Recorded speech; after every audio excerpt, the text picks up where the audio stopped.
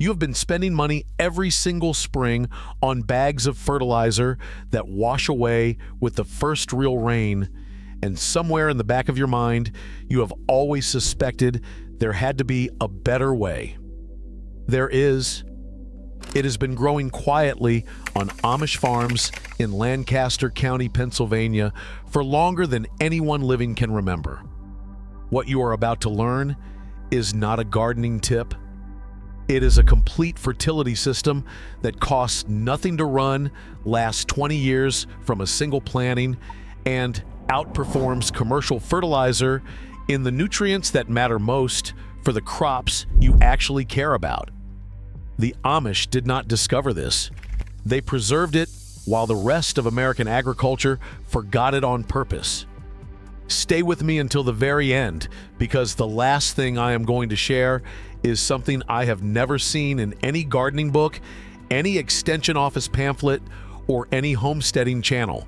The first time an old Amish farmer in Holmes County, Ohio, showed it to me, I told him he had to be wrong. He just smiled. I tested it for 3 seasons. He was not wrong. Let me tell you what started this whole thing for me. About 12 years ago, I spent a week on an Amish farm in Holmes County, Ohio. I had been gardening conventionally for 25 years at that point. Every spring, it was the same story.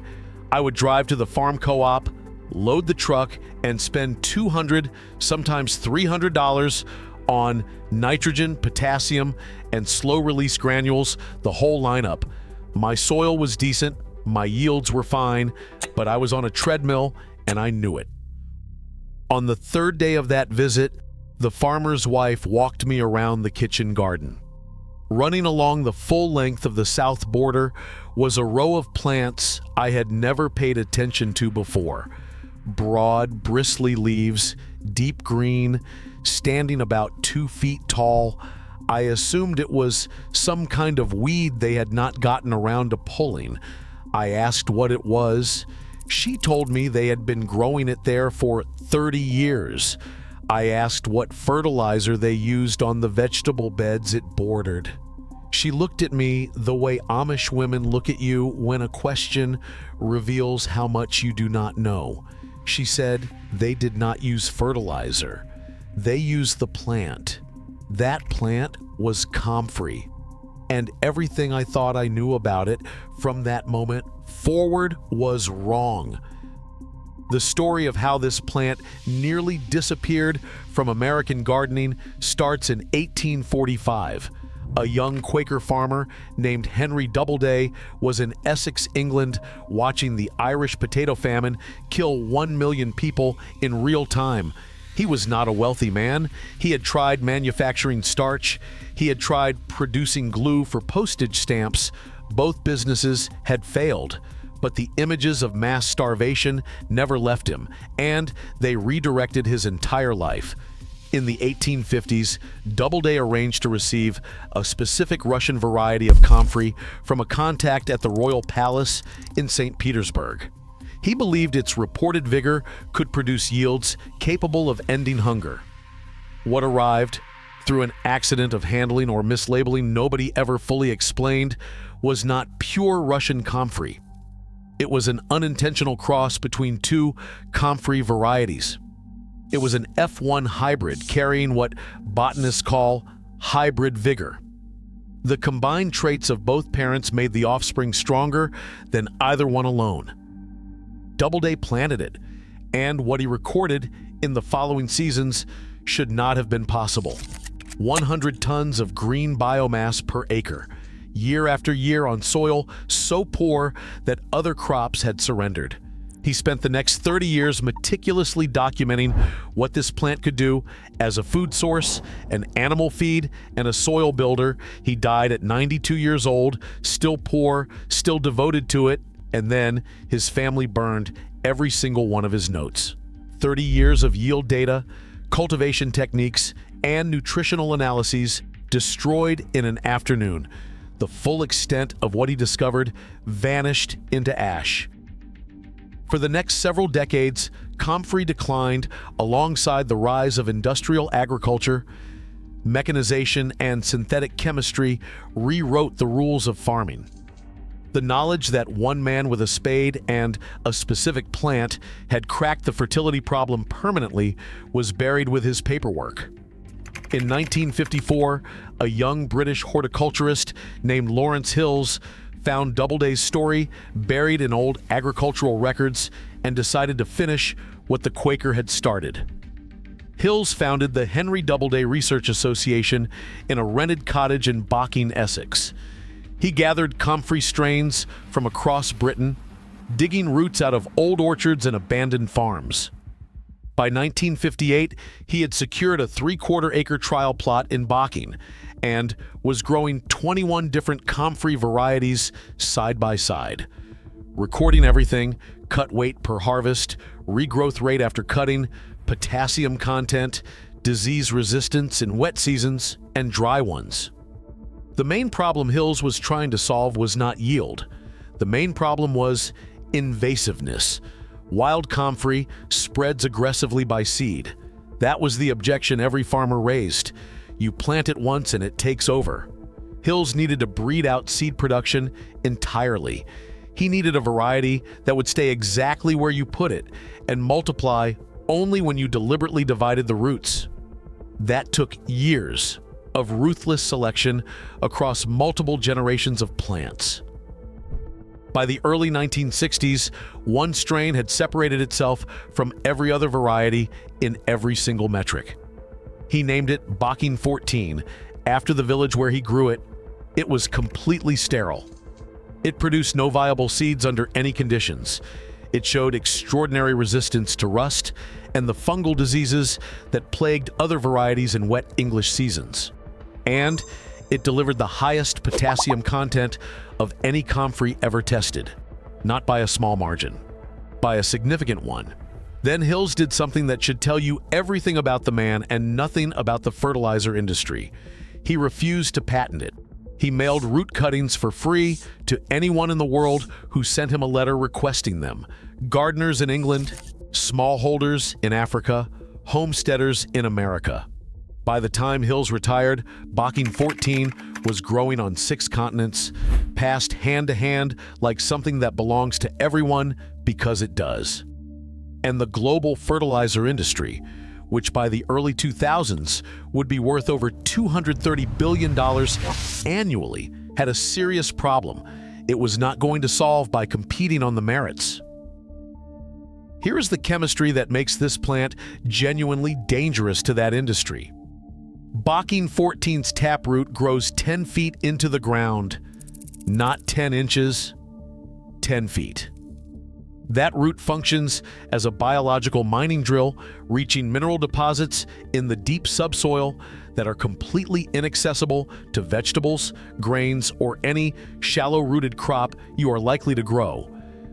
Potassium, calcium, phosphorus, and trace minerals locked down there for centuries get pulled up and concentrated in the leaves. Bocking 14 leaves test at 2 to 3% nitrogen, around 1% phosphorus, and up to 7% potassium.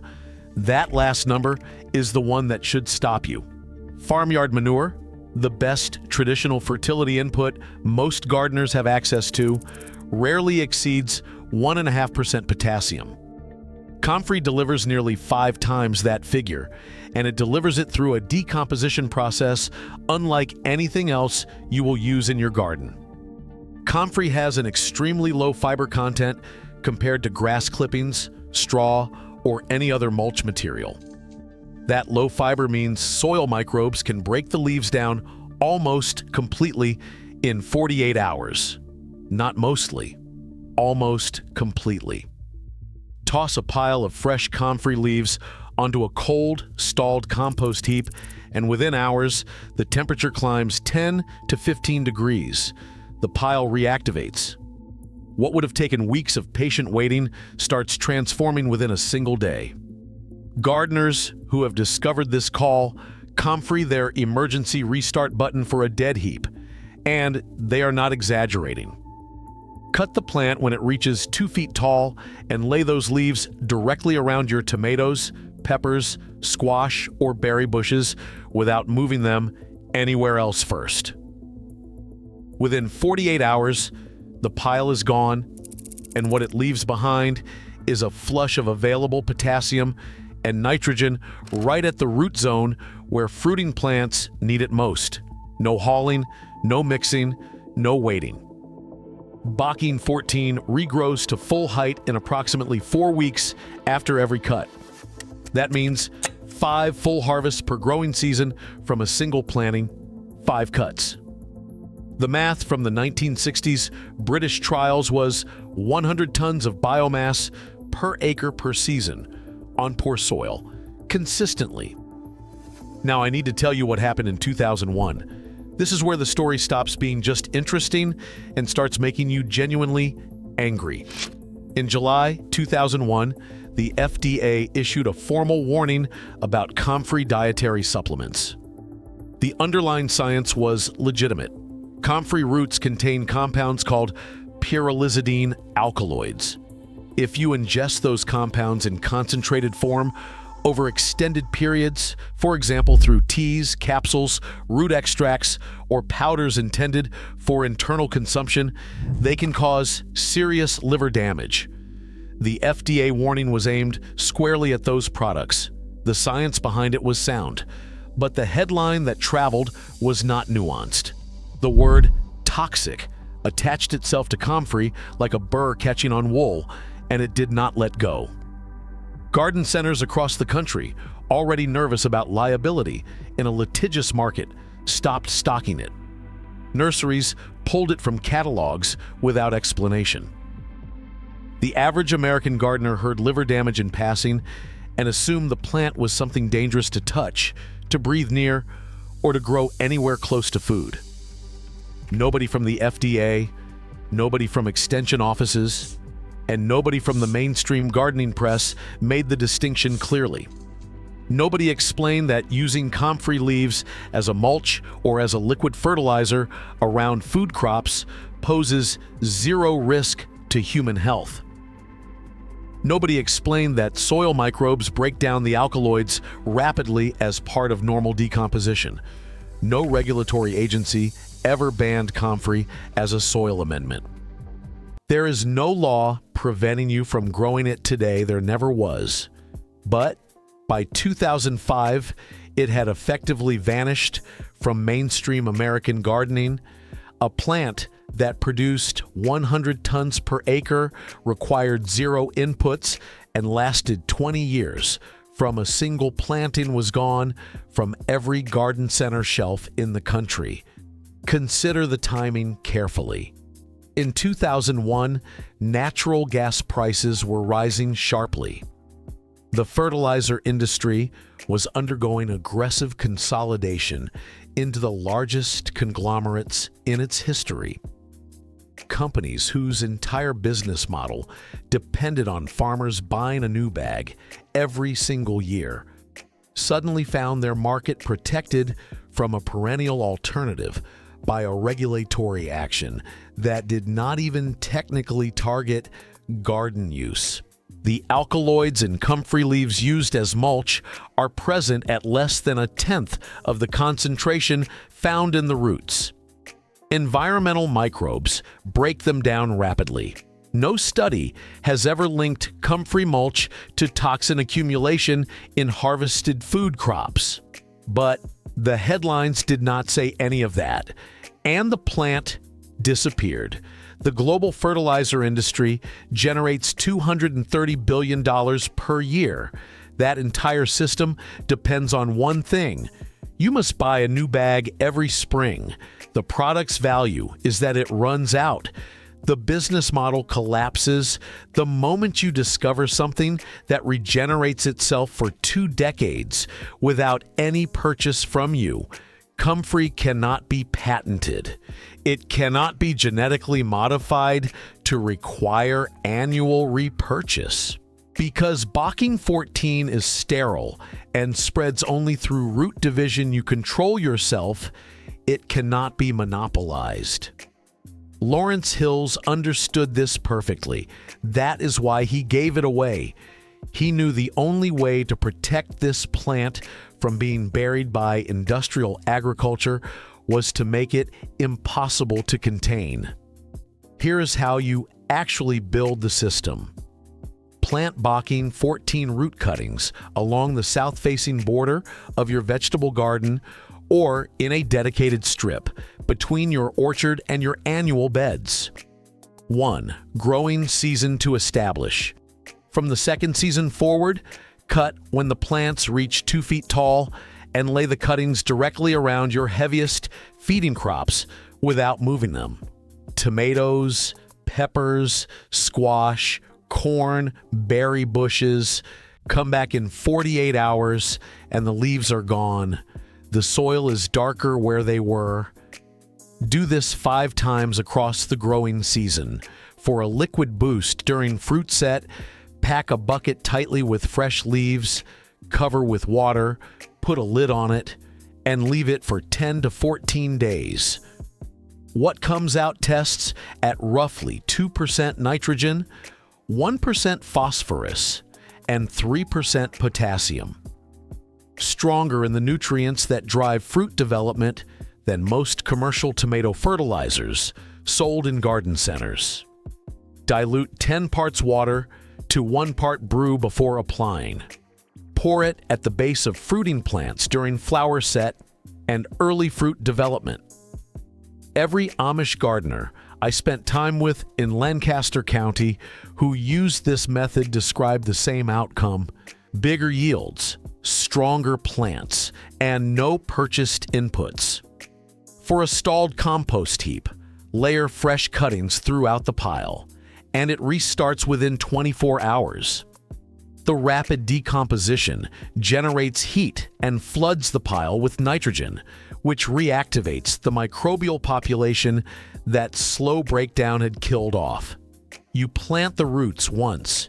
You divide them every 3 or 4 years to expand your patch only if you want to. You never buy a bag of potassium fertilizer again for as long as you garden. That is the system. Simple enough to start this weekend, permanent enough to outlast your garden by decades. Now, here is what I promised you at the beginning. The thing I dismissed when the Holmes County farmer first showed me. The technique that appears in no gardening book I have ever read and no video I have seen before making this one. When Bocking 14 dies back in winter, do not cut the dead stalks down. Leave them standing through the cold months. In early spring, before any new green growth appears above the soil surface, find the crown of the plant and dig gently in a circle 2 to 3 feet out from it. What you will find is a network of fine feeder roots spreading outward from the deep taproot. Those feeder roots, when left completely undisturbed through winter, die back in place and decompose underground. What they leave behind is a network of physical channels in your soil, actual pathways reaching 10 feet down into the earth. Those channels do 2 things your soil cannot do without them. In wet conditions, they drain water down and away from the root zone where standing water would rot. In drought conditions, they hold moisture in structured pockets along their length and allow deep plant roots to follow them downward toward the water table. The soil above a mature comfrey root network after just 3 winters of this natural cycle tests dramatically differently than the soil 2 feet away that has never had comfrey on it. Looser, darker, higher in organic matter, more biologically active, dramatically better at holding moisture through dry spells. The old Amish farmer in Holmes County who showed me this had a word for what those root channels do to the surrounding soil. He said the ground beneath a comfrey plant breathes. I planted a row of tomatoes directly over a dormant comfrey bed the following spring. Same seed, same water, no additional inputs of any kind. The difference by midsummer was not subtle. After 3 seasons of watching that result repeat itself, I stopped arguing with the word and started using it myself. You do not need to understand all the biology to use this. Leave the stalks standing when the plant dies back in fall. Just leave them. Do nothing. The roots do all the work underground while everything else in your garden is frozen. And next spring, you dig into soil that is measurably not the same soil you started with.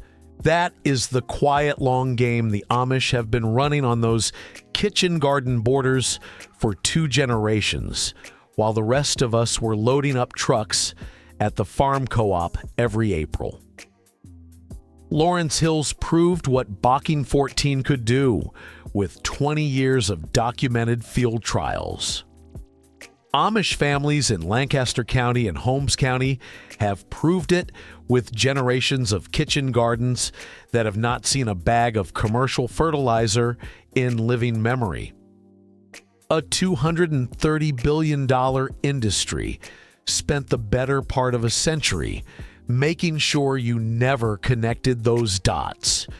And now you have. The real question is not whether this works. The numbers are not debatable, and they never were. The question is whether you are the kind of person who is willing to plant 1 root this spring and step off the treadmill permanently, because it starts with 1 root in the ground, 1 plant, 1 season to establish, 20 years of free fertility running quietly underground while everyone else keeps buying bags. Tell me this in the comments. After everything you just heard, what is the single thing you wish someone had told you about your soil 20 years ago? I read every one of those comments, and I want to know. If you believe that real agricultural knowledge has been quietly sidelined to protect systems designed to keep you dependent and purchasing, then you already know why this channel exists. Subscribe so you do not miss what we uncover next, because what is coming makes this look like the very first page of a much longer story.